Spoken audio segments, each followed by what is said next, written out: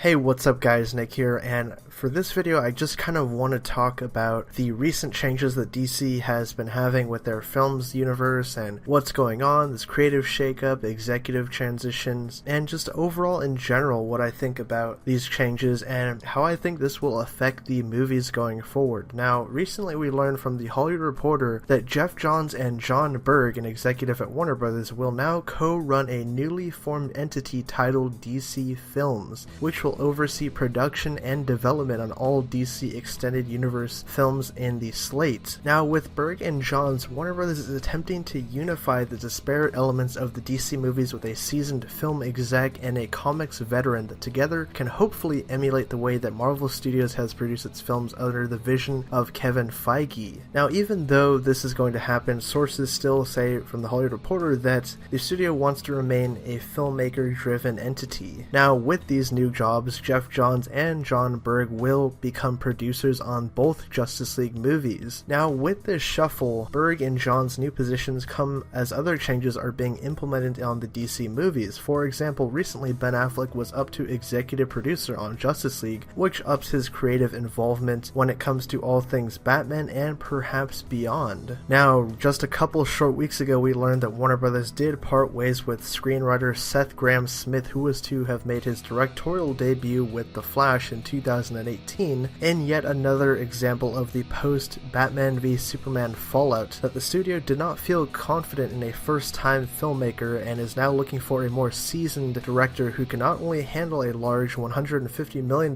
plus movie, but who can also have an authoritative stamp on the production. Now, the studio is also looking to smooth out the third act of Suicide Squad, its big August movie from director David Ayer, that could change the perception of DC's lineup. The picture's trailers have generated massive positive interest online, and the studio wants to make sure that audiences' expectations are not only met, but exceeded, as a lot is riding on this movie now. Suicide Squad recently underwent major additional photography. Multiple sources do say that it was not to add humor, but rather to clear up issues in the third act. Sources say that it was actually Suicide Squad that escalated Geoff Johns' involvement in DC movies as a whole, as he was already co-writing the next Batman standalone film with Ben Affleck and is involved in the film's post-production now with David Ayer. Another thing to note is that Geoff Johns actually talked to the Vulture magazine just a day after or so this whole announcement of him running DC Films. He actually talked to them about the fact that he really wants DC to go back and have this sort of sense of hope and optimism within their films and comics in general. He feels that a lot of the DC characters are kind of misunderstood in the general public and that they aren't wholly not relatable, especially Superman, who he claims is a farm boy from Kansas with incredible powers that only wants to do the right thing. He's quite possibly one of the most relatable characters out there. Geoff Johns also went on to say that the current DC comics have lost a sense of optimism and legacy, and he really wants to get back to that, and that's pretty clear with what he's doing with DC's Rebirth and other things. Now, obviously, Geoff Johns is no